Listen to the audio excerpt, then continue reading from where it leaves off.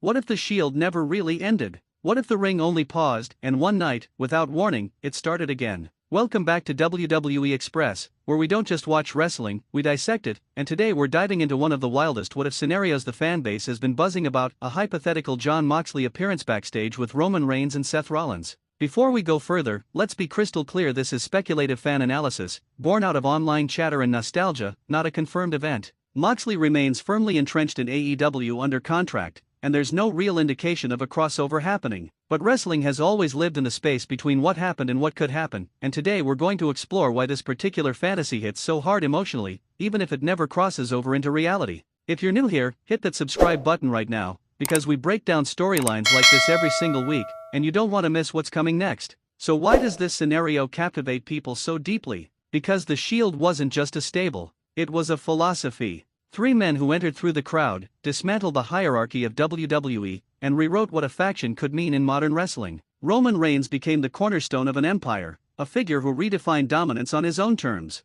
Seth Rollins became the architect of chaos and reinvention, a man who has worn more masks than almost anyone on the roster. And Jon Moxley, even after leaving, became something almost mythic in wrestling conversation, the piece of the puzzle that got away, thriving in a different promotion, but never fully erased from the story WWE fans still tell themselves. That's the emotional engine behind this fantasy. It's not really about Moxley walking through a curtain, it's about unfinished business. Fans have spent years imagining a scenario where the original three stand in a room together again, not as a nostalgia act, but as something dangerous. Picture it, Roman Reigns, now operating with the calculated menace of a man who has rebuilt and lost empires, someone who has learned exactly what it costs to hold power. Seth Rollins, forever caught in the tension between visionary and villain, always chasing the next version of himself. And a third voice in the room, sharp, unpredictable, carrying the residue of everything he's become somewhere else, someone who left before the empire was even built and has no reason to bow to it now. The dynamic writes itself, even in theory, because none of these three men are the people they were when they first stood shoulder to shoulder.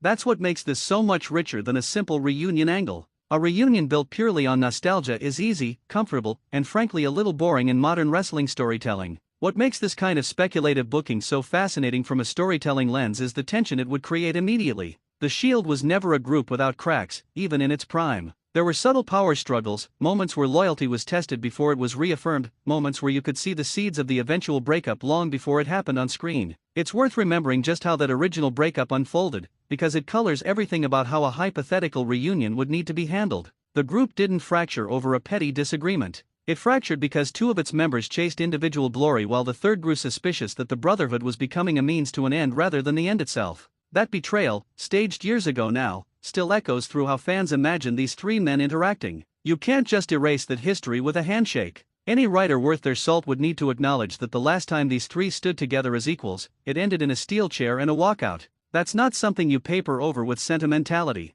If you were to imagine this reunion happening today, you wouldn't want peace in that room. You'd want static. You'd want Roman Reigns questioning whether the group could ever truly be equal again, given who he's become and the empire he's spent years constructing. You'd want Seth Rollins caught in the middle, the way he always has been, torn between brotherhood and ambition, never quite able to fully commit to either side of himself. And you'd want that third presence to feel like an outsider stepping back into a world that changed without him, unwilling to simply slot back into an old role just because the history is there. That's the version of this story that would actually work as fiction. Not a joyful reunion hug backstage, but something colder, something that acknowledges time has passed, egos have grown, and legacies are now separate empires that don't necessarily want to merge. Great wrestling storytelling thrives on exactly this kind of friction. It's the difference between a moment that feels earned and a moment that feels like fan service dressed up as a storyline. There's also a deeper storytelling question buried in this fantasy, and it's one worth sitting with for a moment. What does loyalty mean once everyone involved has become the protagonist of their own story? Reigns doesn't need the Shield anymore, not the way he once did when it was three hungry outsiders against the machine. Rollins has spent years building an identity independent of it, constantly evolving through different factions and philosophies, reinventing himself so many times that going backward would almost feel like a betrayal of his own arc. So in this hypothetical, the most compelling angle isn't reunion, it's confrontation.